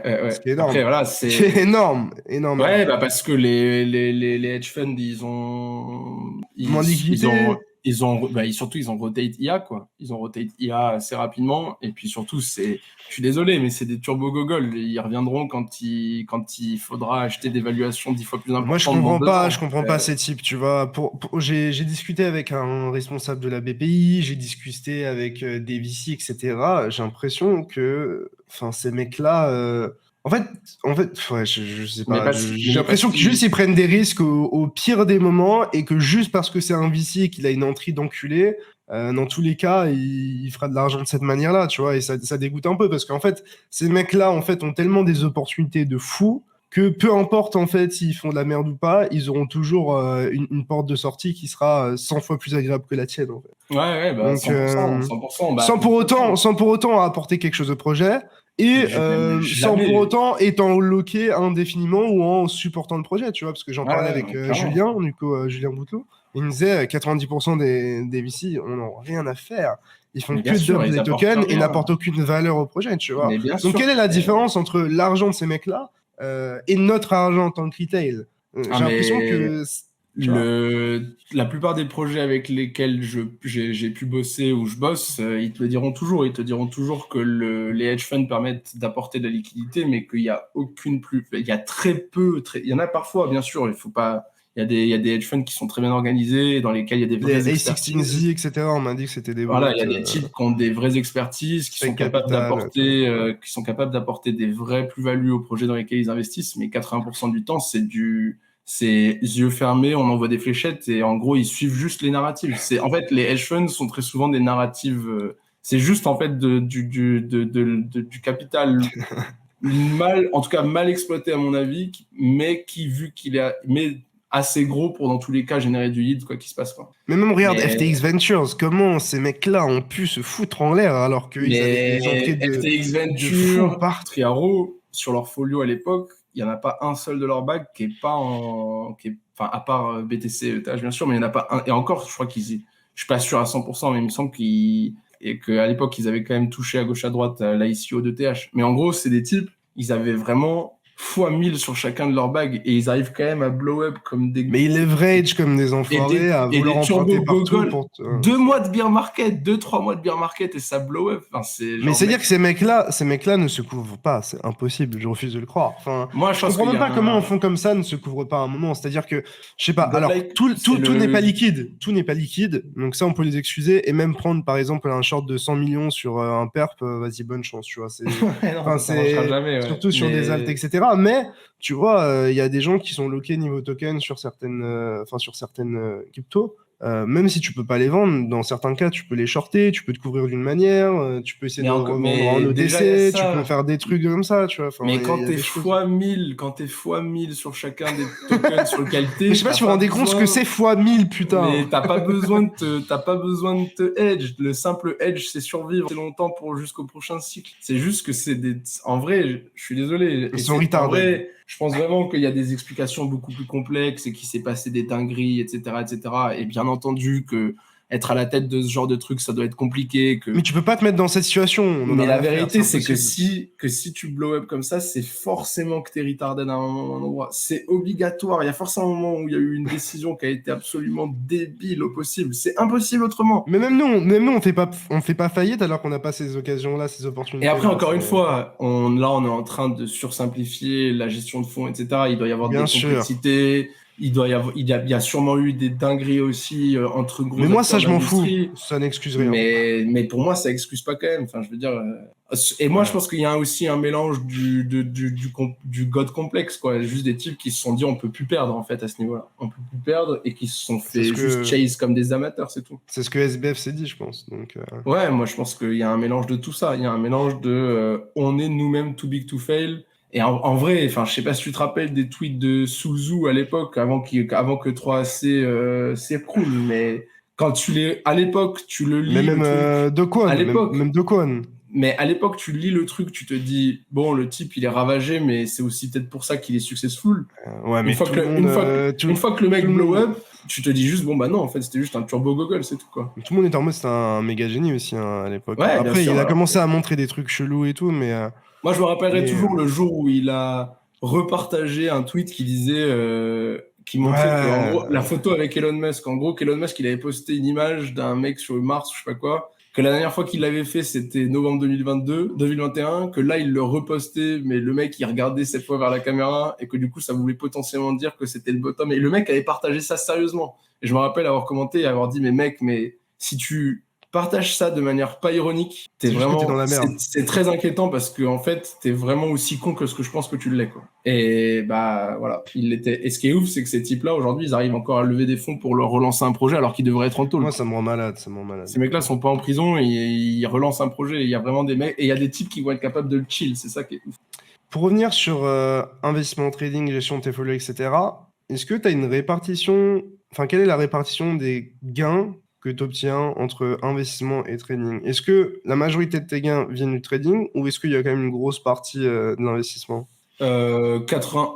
Vu que j'ai commencé, ça fait très peu de temps finalement que j'investis, et maintenant quand je dis que j'investis, c'est-à-dire que je l'ai fait au nom de ma boîte, etc. C'est plus du private sales sous le tapis comme ça a pu être le cas en 2019, 2020. Non, mais ce que je veux dire par investissement, c'est par exemple aussi genre acheter et hold du BTC, tu vois. Bah, la vérité, c'est que depuis que je suis à temps plein, je fais très peu ça. En vrai, ma position standard, c'est flat finalement. Donc, ça te rassurerait pas de faire ça? Enfin, moi, ça me permet aussi d'enlever ce truc de j'ai besoin de catch chaque move, tu vois, le fait d'avoir du spot, de ne pas y toucher, etc. Ça me permet un petit peu d'avoir cette sérénité de bah quoi qu'il arrive, moi je crois dans ce marché-là à horizon, allez, 5-10 ans, et je suis exposé naturellement à ce marché-là, et même si j'ai des mauvais mois en trading, etc., j'aurai toujours ce bac qui me permettra de même émotionnellement tenir parce que j'ai pas cette pression de je dois absolument trade, etc. Donc, enfin, il y a des périodes. Tu vois ce que je veux dire? Ouais, je vois complètement ce que je veux dire. Et il y a des périodes où je peux avoir cette approche. Mais en fait, vu que j'ai un système de trend following qui est quand même ultra simple, enfin, il est simple, c'est pas facile, hein, mais simple en termes d'indicateurs, de facteurs qui sont pris en compte. Vu que pour moi, en gros, j'évite, j'ai un mélange en fait entre les deux. J'ai une facilité d'exposition parce que pour moi, le simple fait qu'on soit au-dessus de la train dans daily, c'est suffisant pour moi pour le green button. Et c'est suffisant pour hold du BTC en spot. Mais depuis que je suis full-time, je vois plus trop d'intérêt pour moi d'avoir une exposition constante. Et vraiment, juste, j'applique le système, quoi. Après, potentiellement, en fonction de comment le marché continue d'évoluer, etc., il y a un moment où j'aurai... En fait, ce que je me dis plutôt, je vais dire comme ça, c'est que tant que je continue d'outperform BTC via mon trading, Tu vois pas de raison. Voilà. Mais quand il y a des périodes où je vois que j'arrive pas à battre BTC, c'est des moments où juste je rotate en BTC si on est en condition d'uptrend et où juste j'accepte le fait que je battrai pas le marché. Mais depuis 2022, en tout cas, il y a aucun mois où j'ai ressenti de faire ça. Ouais. Ouais. Et ça peut très vite changer. En vrai, ça peut très très très vite changer. Je prétends pas que je serais capable de battre BTC si on a un raging bull market qui revient. Et dans ces conditions-là, il y a de très fortes chances que je pivote into BTC clairement, ou ETH en fonction des conditions du marché, etc. Bien entendu, mais en gros, je suis vraiment très flexible en termes de comment j'alloue mon portefeuille. J'ai pas vraiment de règles genre 25% BTC, 25% ETH, 50% stable. J'ai vraiment, ça peut être du 0 à 100%. C'est très dépendant de comment je me sens dans le marché, des tendances qu'il y a dans le marché, etc., etc. Donc, je suis pas si loin de ça. Mais j'ai toujours un fond de spot parce que toujours un fond de spot hors des exchanges parce que voilà, trop de traumatisme. Ouais, trop de traumatisme. Ah clairement, par contre, moi j'ai une exposition minimale aux exchanges, quoi. J'ai vraiment, et ça aussi c'est l'effet de levier. C'est quoi qu'on en dise, c'est la beauté de pouvoir être full time aussi. C'est que je peux me permettre de gérer mes fonds tous les jours, d'avoir une routine quotidienne de withdraw des exchanges, etc., etc. Donc même ça, en fait, même ça, encore une fois, c'est un avantage de ouf parce que c'est une protection. Ouais, t'es plus alerte quand il y a des problèmes. Exactement. Donc, même ça, tu vois, genre, moi, gros PTSD là-dessus. J'ai pas du tout été impacté. J'ai été un tout petit peu impacté par FTX, mais rien de dramatique. Merci, ma bonne étoile. Mais même sans avoir été impacté fortement, c'est un réel PTSD et moi, je peux, peut-être que certains me considéreront comme parano, mais n'importe quelle news négative, pour moi, c'est auto. Mais vaut mieux être parano. Moi, je préfère, ça prend, déjà, il faut pas. Mais ça sert à quoi de laisser ces fonds? Genre, au pire des cas, tu withdraw, tu t'attends que ça passe, et à la limite, peut-être tu remets si jamais tu veux le faire. Ouais. Ça prend littéralement 2 secondes en utilisant Solana Network ou peu importe de retourner sur un exchange. Et surtout, on n'a aucune loyauté à avoir aux exchanges. Un exchange, c'est un outil sur lequel tu trades, rien à foutre. Et en fait, il y a trop de gens que je vois qui ont une espèce de sentiment de je laisse mes fonds, je soutiens, mais frérot, frérot, t'as pas besoin de soutenir. Mec, rien à foutre, c'est un milliardaire, il en a rien à foutre que tu soutiennes, mec. Mais même au-delà de ça, enfin, si jamais il y a des retraits, etc., c'est dans ces moments-là que tu vois que justement ces exchanges sont solides ou pas, et c'est là où justement tu peux choisir les meilleurs. Mais pour moi, il y a pas vraiment. Il n'y a pas d'upside à garder tous tes fonds sur un exchange. Ouais. C'est aussi simple que ça. Et donc voilà, moi je sais que. Donc voilà, je suis peut-être un peu parano, mais en tout cas, dès que j'ai un doute, moi je me casse. Question. Alors ça, c'est une question qu'on me pose souvent, ou en tout cas à laquelle j'aimerais avoir une réponse de quelqu'un autre que moi. Pour toi, qu'est-ce que l'analyse technique et qu'est-ce que tu dirais aux personnes qui sont dubitatives? L'analyse technique, c'est les émotions humaines représentées par des bougies. En gros, c'est que ça. L'analyse technique, c'est juste une façon de chercher. Pour moi, c'est comprendre la psychologie qu'il y a derrière un marché et optimiser le risk management en recherchant des zones d'invalidation technique, tout simplement. Et peu importe comment tu le fais. Si tu fais de l'analyse technique en utilisant les full moon, ou si tu fais l'analyse technique en utilisant des moving average, ou si tu fais l'analyse technique en utilisant 2 lignes horizontales, rien à foutre tant que ça te permet de gérer ton risque. Tant que tu considères que c'est quelque chose qui te donne un edge sur le marché et qui te permet de chercher des zones d'invalidation. Pour moi, l'analyse technique, c'est que de la recherche de zones d'invalidation. C'est rien de plus que ça. C'est avoir une idée claire de quand tu as tort et justement de te positionner en conséquence quand tu penses avoir une bonne espérance de gain sur le trade. C'est combiné à une analyse, même parfois juste sommaire, des fondamentaux du marché, plus du contexte en termes de de sentiments, de psychologie, même si c'est des choses ultra subjectives et qui peuvent varier énormément en fonction de comment t'es entouré, si t'es dans ta petite bulle de CT ou pas. Et combiné à juste, moi, tu vois, mes charts, en vrai, aujourd'hui, si j'ai encore des dessins sur mes charts, c'est parce que c'est plus facile pour les expliquer, mais la vérité, c'est que tu me donnes une chart sans rien. Enfin, quand je trade, j'ai rien sur ma chart. J'ai que j'ai le tool long short, mais j'ai aucun autre trade. Genre, c'est juste psychologique, tu vois. Et donc, l'analyse technique, en vrai, je pense que c'est ultra utile dans des marchés très spéculatifs. C'est ultra utile dans des marchés où 90% du volume est volume retail, comme c'est le cas en crypto encore aujourd'hui. Parce que forcément, ça veut dire qu'il y a un display des émotions humaines qui est encore plus réel. C'est exacerbé sur le prix, ouais. Absolument. Et voilà. Après, je pense c'est pas de la magie. Il y a rien de godlike. Il y a pas d'indicateur magique. Il y a pas de technique enfin, je veux dire, ça n'existe pas. Il y a rien de magique. La vérité, c'est que je pourrais te donner un indicateur qui a 100% de win rate. Et bah, si je te le donne, que tu trades avec et que t'as pas d'expérience sur le marché, tu vas faire n'importe quoi. Tu vas faire quand même n'importe quoi. Ouais. C'est très sympa d'être capable de faire des belles charts et de dire ah bah là je comprends pourquoi il y a une confluence d'invalidation, mais c'est 10% du taf. Derrière c'est à toi d'exécuter. Donc l'analyse technique, c'est un complément de ton trading pour aller chercher des zones d'invalidation et c'est tout. Moi je comprends pas, Pierre. On m'a dit que l'analyse technique ça marche pas. Voilà, je suis perdu quand j'entends ça. Bah moi en vrai, la seule chose que j'arrive, comme les gens, en vrai, j'ai très rarement ce genre de discussion parce que. Ah, moi, j'ai des retarded sur ça. Mais après, en vrai, je dis retarded, c'est un peu méchant, etc. Mais je pense que c'est juste des gens qui ont essayé une fois, ou qui regardent les mauvaises personnes et qui se sont dit, bon, bah, c'est de la merde. Non, mais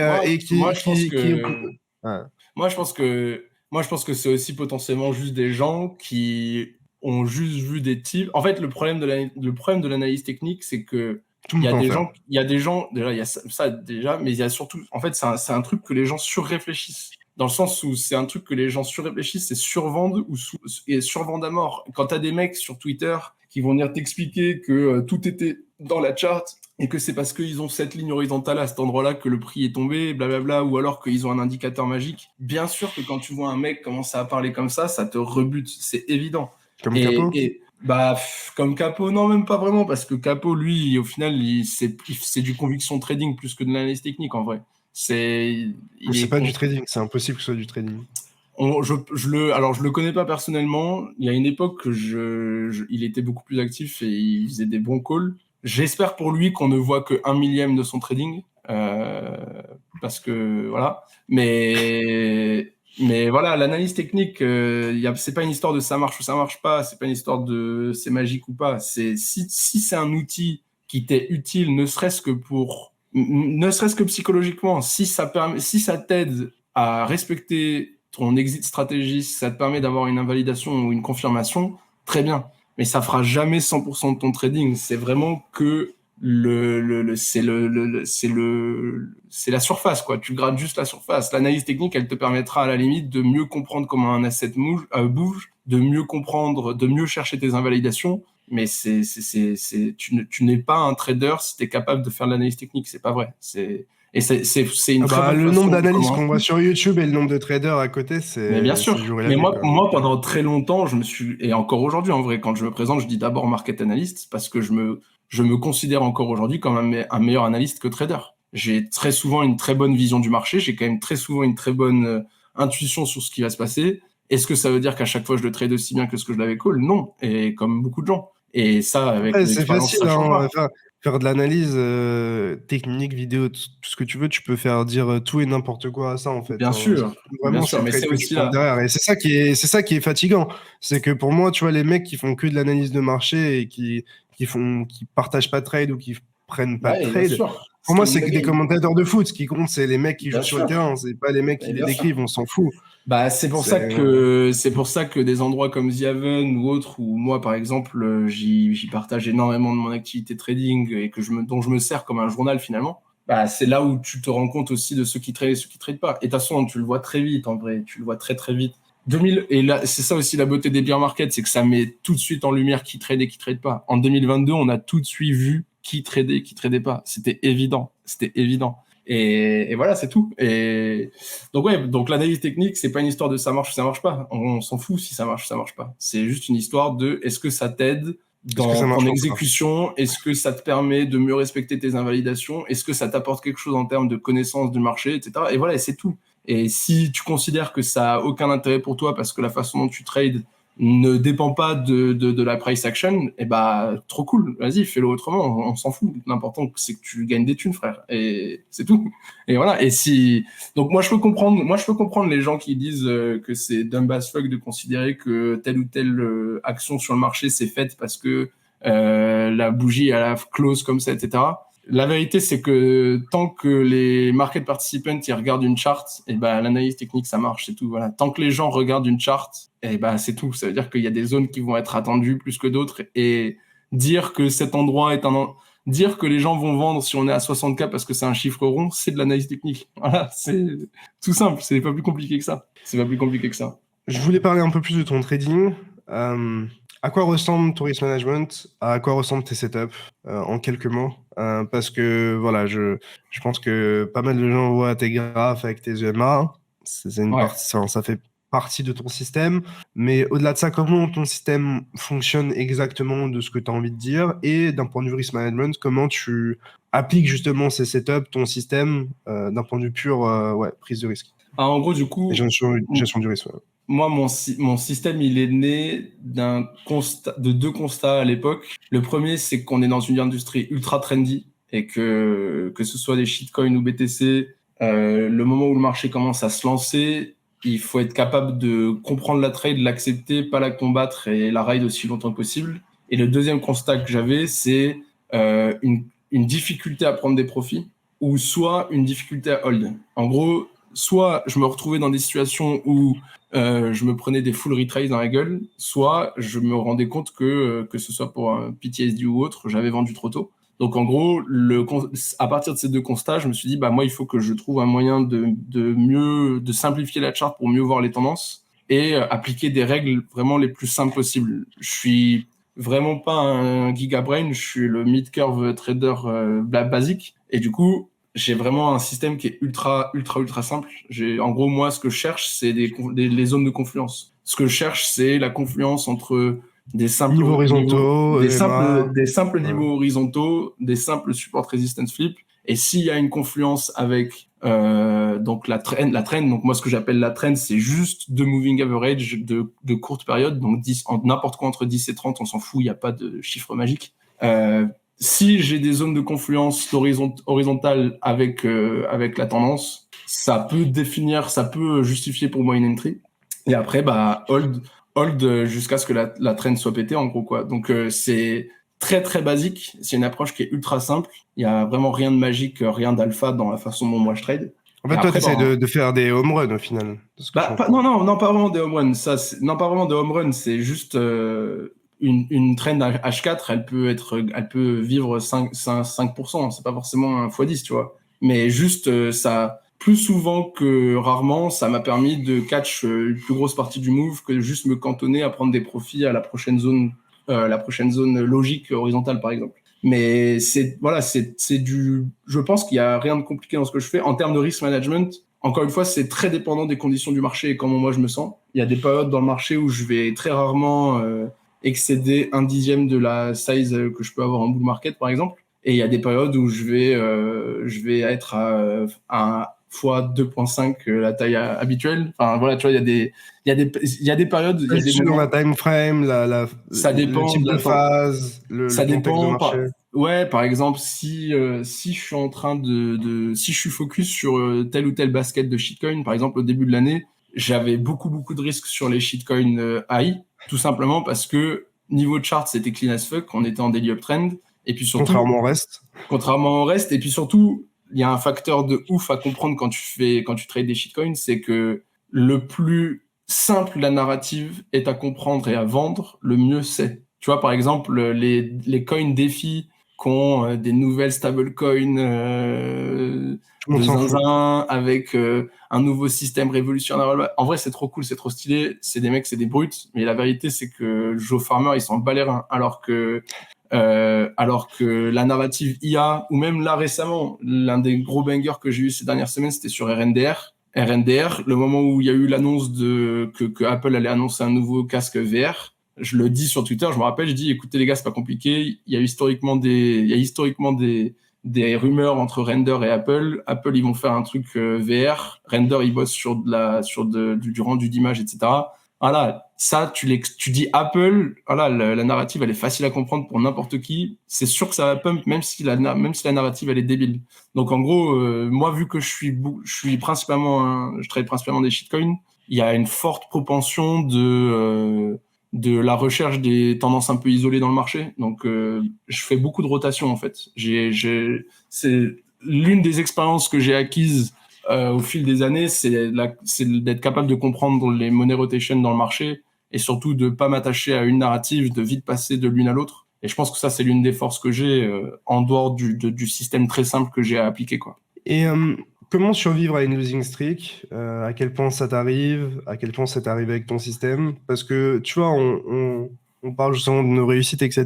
Mais la réalité, c'est que des fois, juste, ça marche pas. Et un peu comme au poker ou du coup en trading ici, il y a de la variance dans tout, en fait. C'est-à-dire que même si sur 1000 setups, tu vas avoir, je sais pas, 60% de win rate, là, par exemple, sur 20 setups de suite, tu peux avoir genre 15% de win rate, tu vois.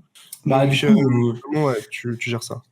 Ça fait partie j'ai très peu de règles statiques dans mon trading. Tu vois, ce que je te disais tout à l'heure, j'ai pas de règles du style 20% BTC, 20% ETH, etc. J'ai très peu de règles statiques. Et en même temps, ça fait sens quand tu as un système qui est tout basé sur le trade et le trade de momentum. Mais pour le coup, ça fait partie de mes rares règles statiques. C'est si je perds 3 ou 4 setups d'affilée et en vrai, pour moi, je l'ai toujours considéré comme un signe que je suis pas en synchro avec le marché. C'est soit j'arrête tout pour la journée, soit je dérisque avec un facteur 10. Voilà, tout simplement. Et je resize up au fur et à mesure quand je me ressens en symbiose. En synchro, en symbiose avec le marché. Ça paraît un peu bizarre de le dire comme ça, on dirait qu'il y a un côté un peu superstitieux et tout, mais c'est vraiment ça en vrai. Moi, je suis devenu ultra superstitieux à force de trader, et je pense que tout le monde le devient un peu en tradant. Mais en gros, et ça aussi, je pense que c'est plus facile à accepter quand tu es full-time parce que tu as moins cette peur de manquer des opportunités. Mais j'ai une très très forte politique de dérisque et de size down dès que je me sens pas à l'aise. Et ça m'arrive honnêtement au moins une fois par semaine. En vrai, au moins une fois par semaine, il y a un moment dans la semaine où je me dis, où je me dis, bon, écoute, là, clairement, tu t'as pas de edge. Enfin, genre, il te manque un truc. Soit t'as tort sur la narrative, soit t'as tort sur la tendance, soit t'as tort sur ce que tu veux, mais t'as tort. Et c'est soit tu fermes le desk et tu vas profiter du soleil, soit tu dérisques à mort et tu size down et tu resize up quand ça viendra. Mais genre. Pour reprendre de la confiance aussi. Ouais, en gros, je suis quelqu'un, moi, qui marche beaucoup, beaucoup à la confiance. Et je pense que quand tu trades, c'est crucial il faut pas avoir trop confiance en soi, faut pas être trop coquille.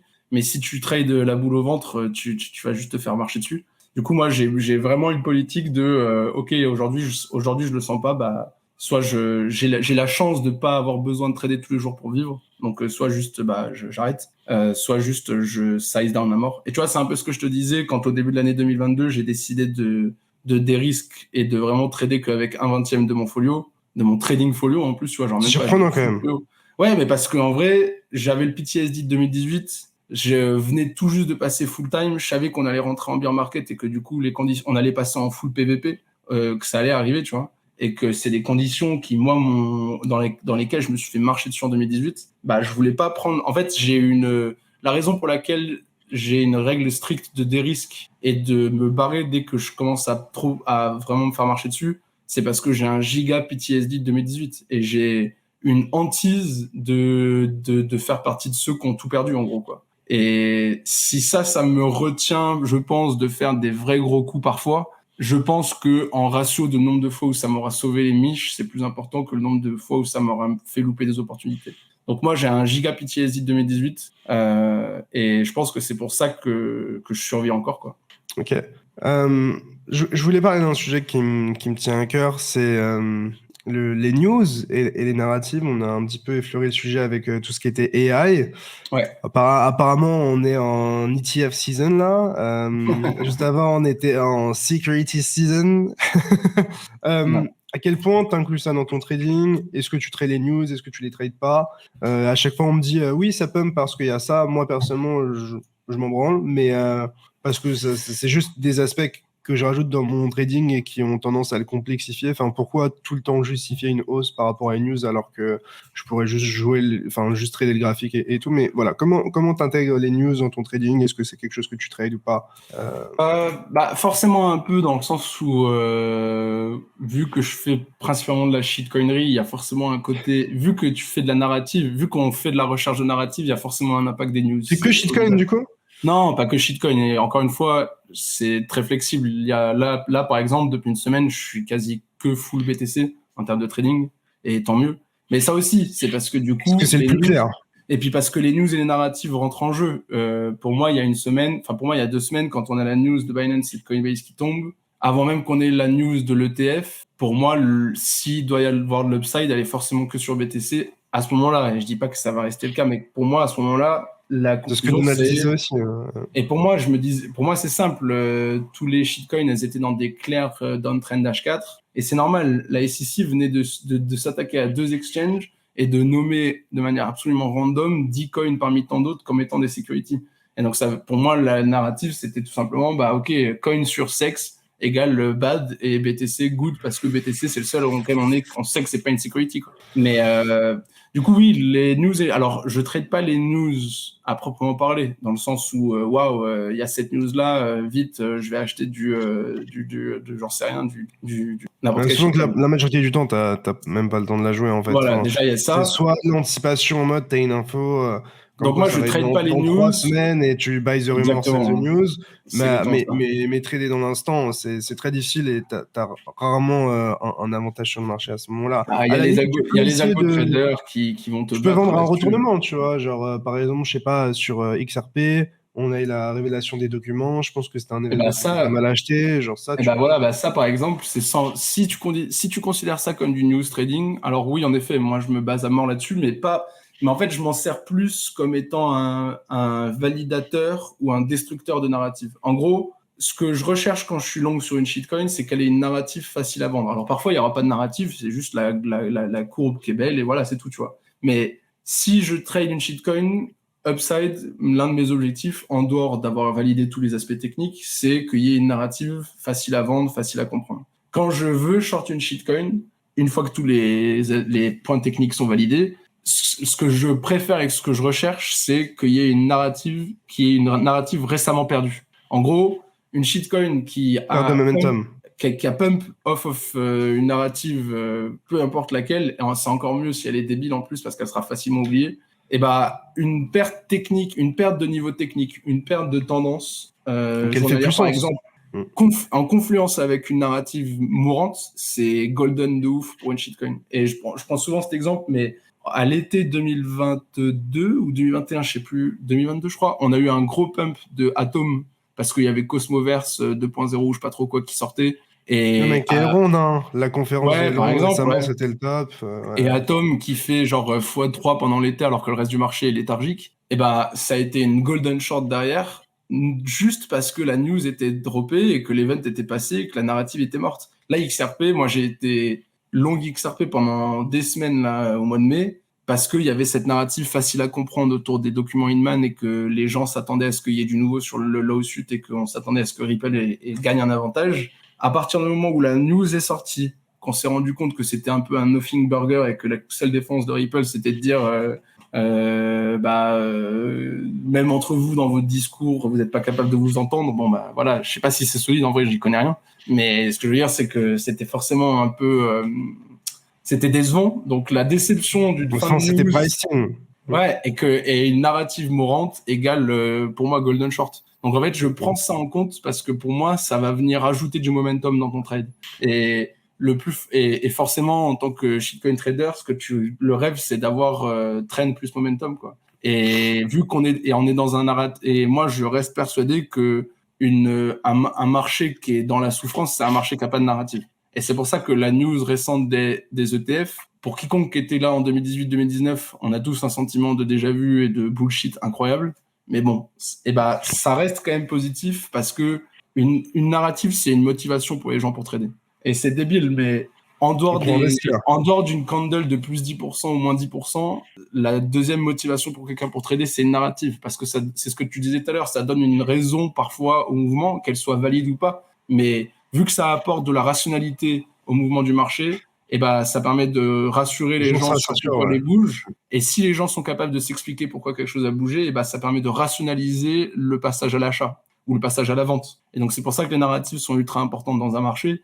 Et c'est pour ça qu'on a le mouvement qu'on vient de voir sur BTC. C'est parce que un move qui est fuel par une narrative, les gens ils vont avoir plus facilement le processus d'achat en tête. Et un marché ultra spéculatif, ultra trendy, quand il a une narrative comme les cryptos, c'est golden. En tant que trader et en tant que quelqu'un qui suit les trends comme moi, c'est le paradis.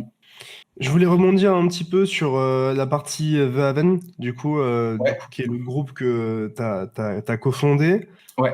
D'où vient un petit peu cette initiative et comment vous faites pour tenir autant d'ego dans un seul groupe, même, tu vois, c'est difficile de réunir pas mal de grosses têtes dans un même groupe. Il y a toujours aussi des soucis d'argent ou d'ego, tu vois, qui se mettent en place. J'en ai d'expérience, donc je suis curieux de savoir un petit peu comment vous gérez ça. On n'a jamais eu une seule fois un seul problème. Depuis 2020, il n'y a jamais eu un seul conflit, Vraiment, après, c'est aussi parce que ça marche bien, mais on n'a jamais eu de... En fait, je pense que déjà, c'est parce que ça part d'un principe qui est sound, c'est que, en gros, les 4 fondateurs, donc Krillin, Loma, Yubi et moi, mais bon, on peut rajouter CBS dedans en vrai parce qu'il a fait tellement pour le groupe et ça a tellement été, et c'est tellement un monstre en termes de contenu que on peut l'inclure dedans. On se connaît depuis 2018. On a passé des journées, des journées ensemble à parler du marché, à faire que ça jour et nuit. Et donc, du coup, il y a ça va paraître cringe un peu ce que je dis, mais c'est des vrais potes, tu vois, c'est des vrais amis, tu vois. Pourquoi ce serait cringe? Non, mais parce que c'est toujours le côté j'aime mes potes, voilà, tu vois. Mais voilà, c'est des types en qui je fais vraiment. C'est des types, je pourrais leur donner mes clés privées, quoi. Et il y en a pas beaucoup dans l'industrie. Et en gros, donc comment c'est venu? Là, on était en 2020, ça faisait quand même déjà quelques temps qu'on se parlait et tout. Et en fait, c'est venu juste de la demande, en fait. Et les gens qui nous demandaient via Twitter ou Telegram, peu importe, où on partageait tous du contenu gratuit depuis toujours, mais voilà, avec les limitations que sont Twitter, quoi. Donc, t'es limité aux quantités de caractères et aux médias proposés, surtout à l'époque où il y avait moins de vidéos et tout sur Twitter. 144 caractères. Ouais, ou 140, à l'époque, je sais plus, c'était 140, ouais. Et bref, du coup, en fait, juste les gens qui nous demandaient, écoute, mec, j'aime bien ce que tu fais, j'aimerais juste en savoir un peu plus. Est-ce que tu as une forme de service premium ou autre? Pendant longtemps, on a hésité à le faire parce qu'il y a très souvent eu une bad presse de ouf sur une les mauvaise services réputation premium. autour de ça. Ce qui est normal parce que 99% des gens qui font comme nous, en vrai, vivent de ça et pas du trading. Ouais. Déjà, il y a ça, mais c'est surtout que c'est de la merde en plus. Tu vois. Enfin, genre vraiment, il y a des groupes, c'est des gens qui te pump and dump sur la gueule. Et surtout, c'est zéro transparence et c'est fait un peu de façon scammy. Je sais pas si tu te souviens de Kirby. Ouais, si, je me rappelle. Ouais. Et quand j'ai commencé avec crypto, j'étais dans son groupe, pour te dire. Ouais. Non, mais voilà, mais en gros, en fait, il y a la bad presse, elle vient pas de nulle part. Elle vient juste du fait que, historiquement, les gens qui ont fait ça, parce qu'il y a eu une grosse période de paid group en 2017-2018 où des types, justement, tu vois ce qu'on disait tout à l'heure sur l'analyse technique, ils découvraient pour la première fois un indicateur et ils se disaient godlike et ils faisaient un paid group où ils disaient aux gens, voilà, moi j'ai fait un indicateur, je suis inhumain, regardez, il a 100% de win rate. Et ça, forcément, que ça fait bad presse, tu vois. Donc nous, on a hésité pendant longtemps à le faire. Et après, voilà, donc en 2020, on l'a fait avec Loma, Yubi et Krillin. Et en fait, on a reçu un feedback de ouf de la part de la communauté parce que on a quand même une très bonne image, nous 4, nous 6 maintenant avec Main et CBS, on a quand même une très bonne image dans la communauté. On a toutes nos vies, tout notre temps dans la communauté, on a partagé du contenu gratuit, on le fait toujours autant et avec la même fréquence qu'avant qu'on ait The Haven, donc ça n'a jamais changé. Et puis c'est tout, en fait, on apporte une valeur ajoutée aux gens qui sont dans le groupe, donc ça marche forcément bien, tu vois. Et après, tu demandais comment les gestions d'ego et tout. En vrai, on n'a jamais été confronté à ça, quoi. Mais vraiment, genre, juste, on vient, on fait notre taf, on répond aux questions, on parle dans le chat, on fait nos streams, on fait des streams entre analystes, et voilà, on est content et c'est tout. Ça a jamais. Et après, ça, je sais pas si c'est. En vrai, je pense que c'est parce qu'on a bien choisi les gens avec qui on bosse. Tu vois, l'ajout de CBS et l'ajout de Main, ça marche très bien parce que c'est des mecs avec qui on pourrait boire des bières tous les soirs si on était dans la même ville, tu vois. Donc c'est aussi pour ça que ça marche bien. Et c'est pour ça qu'il n'y a jamais eu de problème. Mais c'est vrai qu'on a eu souvent peur. À chaque fois qu'on a ajouté Ça un peut analyste, arriver, hein, c'est... à chaque fois qu'on a ajouté un analyste, on s'est dit il faut que Faut pas que ça casse un truc, quoi. il faut que la due diligence sur le choix de l'analyste soit très stricte. Et c'est pour ça que tu vois, genre on a ajouté CBS. Bah là, c'était un C'est vous qui les no-deal. contactez ou c'est eux qui se proposent d'ailleurs? CBS, c'est lui qui est venu vers nous à l'époque. C'est eux qui. En fait, là, ce qu'il faut savoir, c'est que. C'est mutuel un petit peu. Et puis surtout, ce qu'il faut savoir, c'est que 99% du CT est dans The Haven. Voilà, que ce soit avec des alias ou sur leur vrai compte, ils sont tous dans The Haven. Donc, et puis on le sait, en vrai, ils ont des friendly invites, etc. Donc, et voilà, c'est souvent la demande, elle vient d'eux, très souvent. Après, ça arrive rarement, hein, on reçoit pas toutes les semaines un type qui vient nous voir pour nous dire qu'il veut bosser avec nous. Hein. Ça arrive une fois par an, voilà, et c'est souvent, et voilà.